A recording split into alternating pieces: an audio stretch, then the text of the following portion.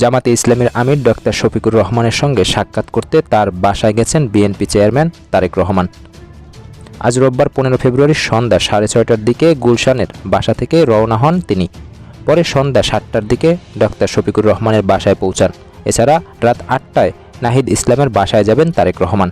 গত বৃহস্পতিবার 12 ফেব্রুয়ারি অনুষ্ঠিত ত্রয়োদশ জাতীয় সংসদ নির্বাচনে 297 আসনের ফলাফলে দেখা গেছে বিএনপি এককভাবে 209টি আসনে জয়লাভ করে একক সংখ্যাগরিষ্ঠ অর্জন করেছে।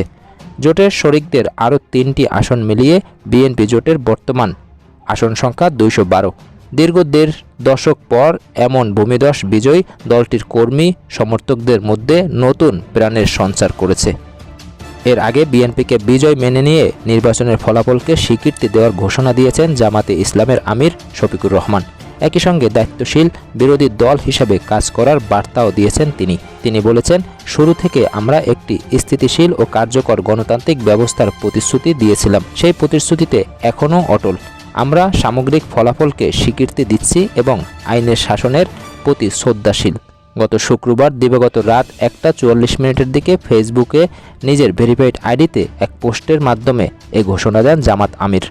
ত্রয়োদশ জাতীয় সংসদ নির্বাচনে বিএনপি 49.97% ভোট পেয়েছেন। জামাত 31.76% ভোট পেয়েছেন বলে জানিয়েছেন নির্বাচন কমিশন ইসি।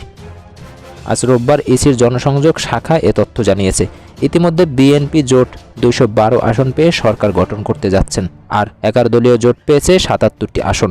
17 ফেব্রুয়ারি মঙ্গলবার সকালে ত্রয়োদশ জাতীয় সংসদ নির্বাচনে নির্বাচিত ব্যক্তিদের শপথ পড়াবেন প্রধান নির্বাচন কমিশনার এম নাসির উদ্দিন। বিকেলে প্রধানমন্ত্রী ও মন্ত্রিসভার সদস্যদের শপথ হবে জাতীয় সংসদের দক্ষিণ প্লাজায়। সংবিধান অনুযায়ী মন্ত্রিসভার সদস্যদের শপথ পড়াবেন রাষ্ট্রপতি মোহাম্মদ শাহাবুদ্দিন। গত বৃহস্পতিবার ত্রয়োদশ সংসদ নির্বাচন অনুষ্ঠিত হয়। পরদিন শুক্রবার রাতে নির্বাচনে বিজয়ী ব্যক্তিদের গেজেট প্রকাশ করা হয়েছে। এদিকে 32 আসনের ফল নিয়ে আইনি লড়াই করবে 11 দলীয় জোট।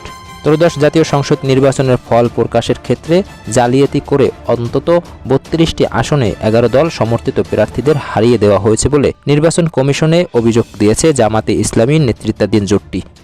অভিযোগের পরিপ্রেক্ষিতে ইসি বলেছেন, নির্বাচিতদের গেজেট প্রকাশ হওয়ায় এখন তাদের করার কিছু নেই, তবে আইনের দরজা খোলা আছে।